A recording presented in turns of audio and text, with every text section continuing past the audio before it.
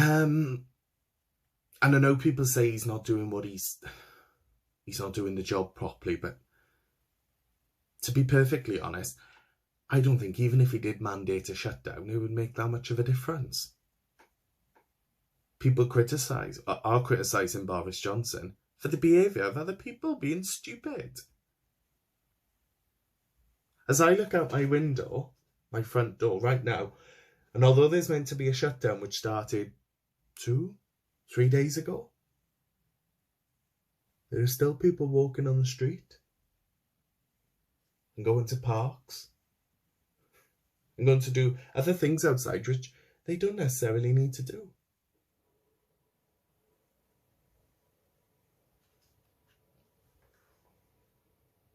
I'm honestly quite surprised. And if they actually do what they say they're doing, I'll be very impressed.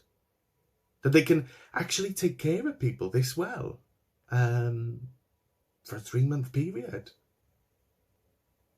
But then I'll also wonder if they can make something like this happen on a switch around.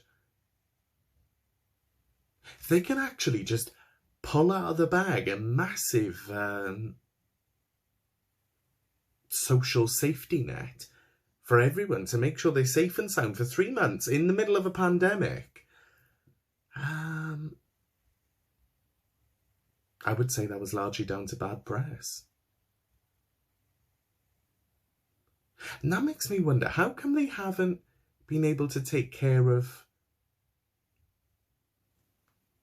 the homeless crisis, or the austerity, or the issues with the NHS, or, or the unemployment, or the health issues, or the immigration. All these things which they've managed to fix in 1 week. How come they haven't been able to fix it the last 10 years?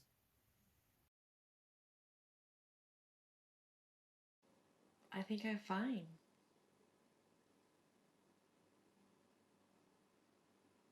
I know that's a lie.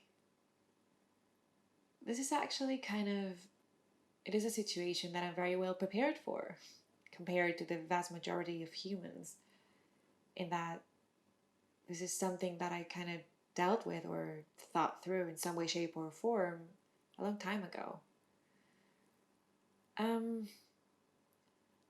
I'm definitely stressed because I've got a large amount of family in a very populated area in the US that is currently looking at a really high death rate, or at least a high death rate in terms of, it's not a high death rate, it's a high level of fatalities.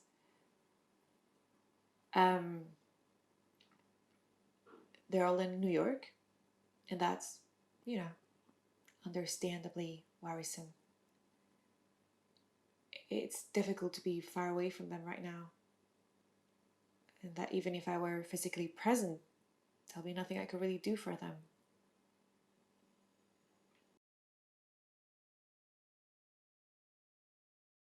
Well,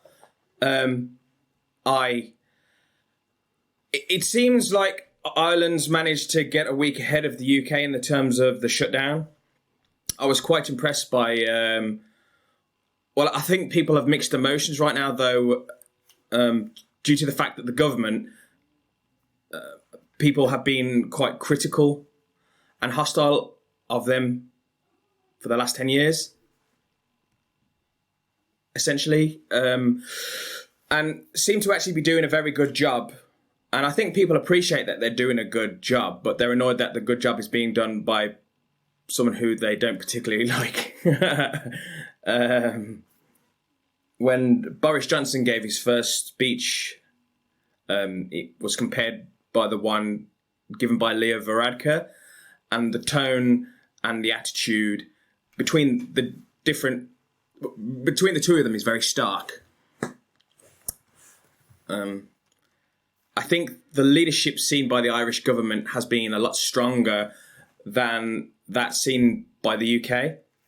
But I would also have the same sort of criticisms that I had of Rishi Sunak and the Chancellor and the Conservative government in the UK. Lots of things have been done very quickly. I'm trying to understand if they can be done this quickly in the face of an epidemic. How come they can't be done on a normal day-to-day, such as dealing with the homeless crisis? Yesterday or day before, all of the private hospitals in Ireland were nationalised in an emergency measure. There's also been talks of a cross-border collaboration between the Northern Irish government and the Southern government in how to deal with the epidemic. This has included sending the Irish Army up to the north to help maintain issues there. But there's been other things, such as there is a drop-in clinic. It's been set up already in Croke Park, the biggest park in Ireland. It has been used as a drop-in clinic, similar to the one in Sean in Korea, where you drive through and you're meant to have a test result within 3 days. This, as far as I know, there's still no drop-in testing clinic in the UK, because my girlfriend was actually asking where that would be. She doesn't know herself, which is quite surprising, with someone working in a surgery.